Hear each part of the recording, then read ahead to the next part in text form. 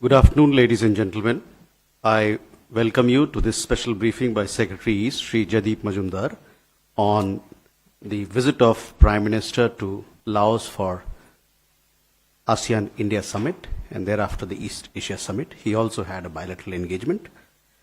Joining Secretary Sir on the dais is Ambassador of India to ASEAN, Sri Jayant Khobragade, also Ambassador of India to Lao PDR, Sri Prashant Agarwal, and Joint Secretary in the Ministry of External Affairs, who looks after ASEAN Affairs, Srimati Paramita Tripathi. With that, I invite Secretary Sir to give his remarks.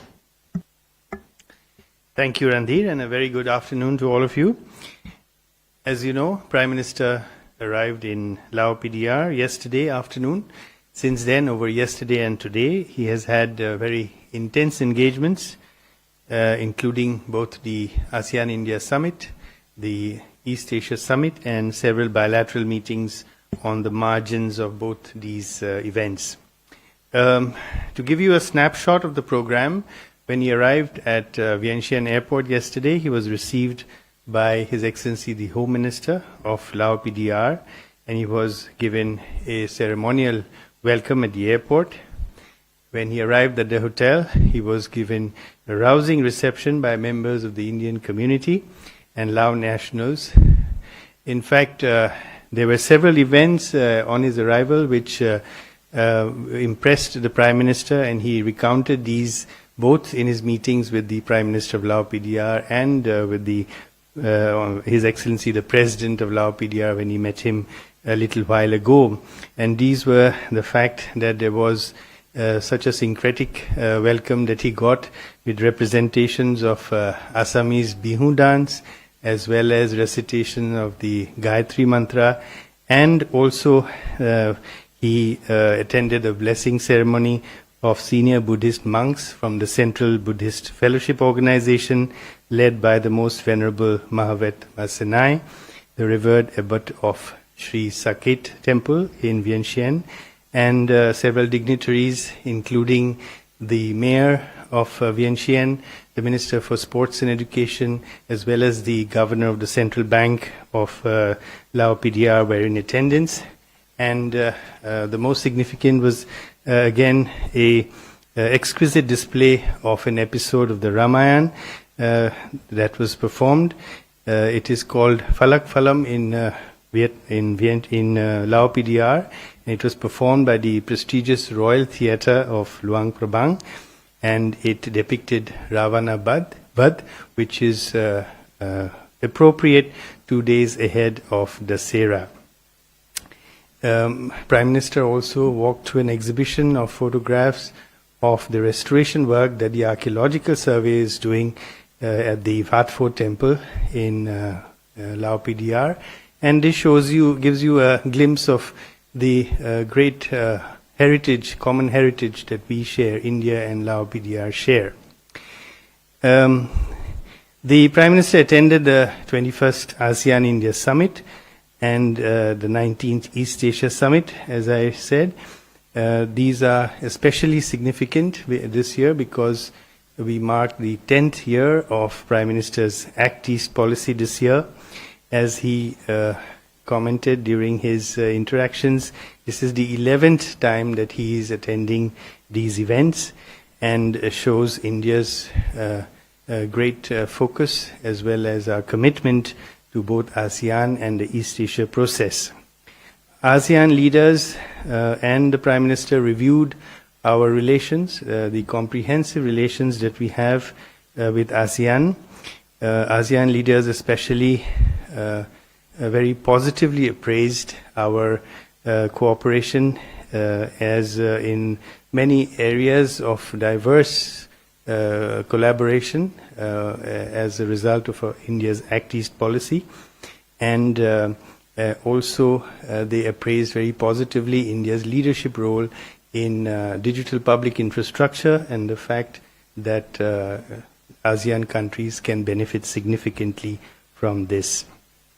Prime Minister congratulated Lao PDR on a very successful stewardship of ASEAN and related mechanisms throughout the year, and he announced a 10-point special plan to strengthen connectivity and resilience with ASEAN. These involve a wide variety of initiatives that India is taking with ASEAN. They include, for example, celebrating next year as the ASEAN-India Year of Tourism. The ASEAN leaders all universally welcomed this as a very positive development. It was also announced that India will contribute $5 million towards joint cooperative activities in this area. To mark this decade of Act East policy, several people-to-people and people-centric initiatives were announced. We will have a youth summit. We will have a music festival of ASEAN bands with Indian bands. We will have also an artist camp. We will have a hackathon, startup festival, the Delhi Dialogue next month. The ASEAN-India Network of think tanks will also meet next month. So these are a very wide variety of people-to-people activities that we will be undertaking as we go forward from here on. Another important initiative is the ASEAN-India Women Scientist Conclave, which we have decided to institutionalize, and we fund this from the ASEAN-India Science and Technology Development Fund. We will also have the number of scholarships from Nalanda University will be nearly doubled for ASEAN students.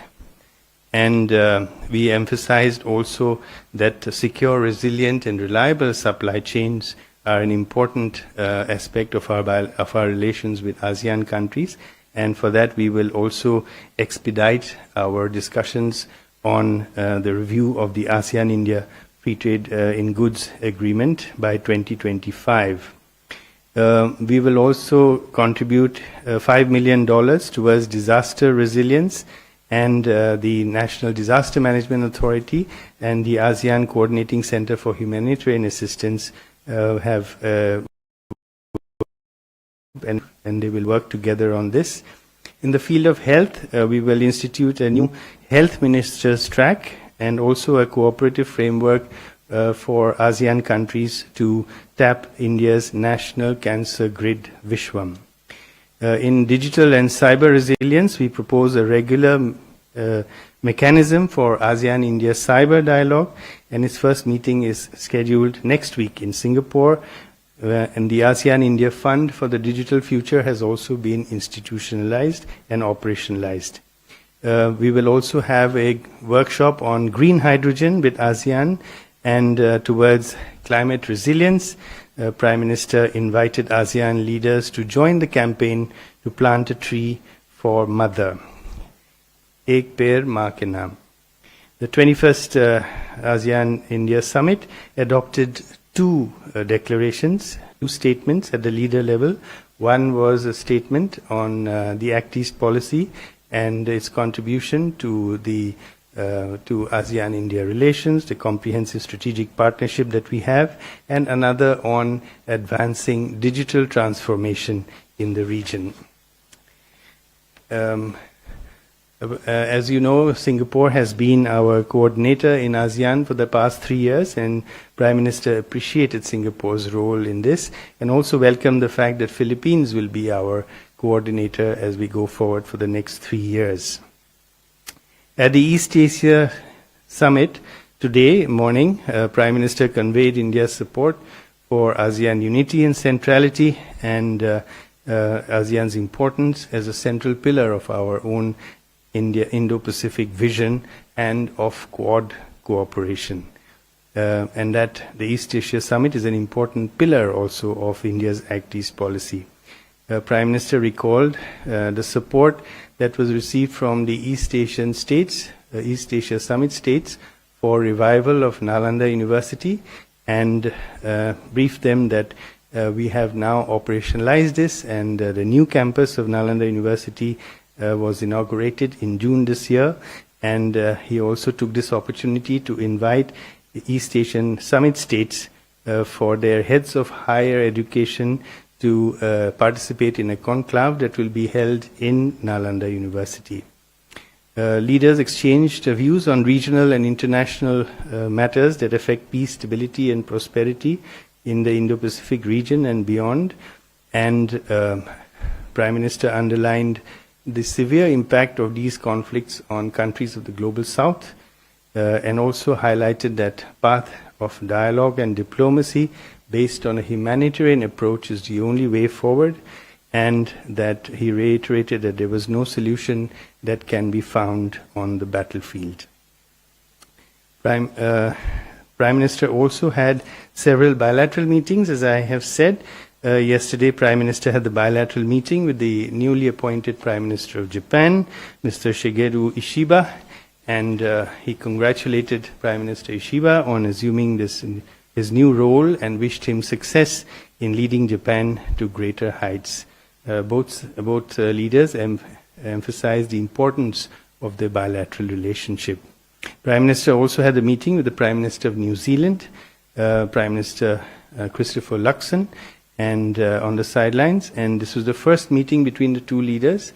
So Prime Minister used this opportunity to congratulate him. And the two Prime Ministers discussed ways to strengthen bilateral cooperation in a number of areas, including agri-tech, dairy tech, in defense and security, in education, climate change, sports cooperation, tourism, space, and people-to-people ties. With the Prime Minister of Lao PDR, Prime Minister Modi had a meeting today early afternoon. These talks covered the entire gamut of our bilateral relations. They held productive discussions on how to strengthen our civilizational and contemporary ties. Prime Minister congratulated Prime Minister Sonasai Shifandon on the very successful conduct of the ASEAN and related summits. 6 MOUs were signed, one on defense cooperation, another on customs facilitation, one on audiovisual cooperation, and 3 memorandums of understanding on quick impact projects, which were especially significant because they contribute towards the conservation of our common heritage. One is on the puppet theatre in Lao PDR, that is based on the Ramayana. Then another one of them is on the restoration work in one of the monasteries, temples here in Lao PDR, which has murals from the Ramayana, and a third on Lao Ramayana theatre. And these initiatives were greatly appreciated by the Lao leadership. Prime Minister also called on President Sissolit a little while ago, about half an hour ago, and the President has been to India in the previous role as Prime Minister during the 2018 ASEAN-India Commemorative Summit. So he recounted his very positive impressions at that time, and having met Prime Minister Modi at that time, and Prime Minister invited him to visit India again as well.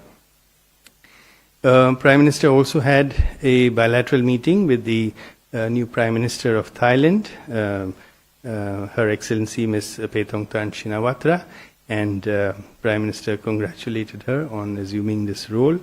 And this was their first meeting, and she extended her greetings to Prime Minister on his historic third term in office. They discussed bilateral relations as well as the very positive cooperation that we have under the BIMSTEC arrangement. Prime Minister also had brief interactions with other world leaders such as President Marcos of the Philippines, the President of the European Council, Prime Minister of Malaysia, and the Prime Minister of Australia. Overall, the visit was a very, very significant one, both from a multilateral perspective as well as the bilateral meetings that Prime Minister was able to engage in. And if I have a little time for a few questions, if there are any. Okay, Meghna, please. Sir, east Asia summit में प्रधानमंत्री नरेंद्र मोदी ने अपने वक्तव्य में विस्तारवाद की बात की और विकासवाद की बात की है. इस पर आप क्या कहेंगे कि ये जो इन दोनों शब्दों पर जोर दिया है, उसके ऊपर आप बता सकते हैं क्या इंपॉर्टेंस है इन दोनों शब्दों का? साहिल. Sir, I'm Sahil from ANI. This visit has been equally meaningful for Laos and India ties. There have been substantial outcome and very good feel on the India-Laos civilizational ties. Could you elaborate on these aspects? You have a question here? Excuse me. You have a question? Yeah, please.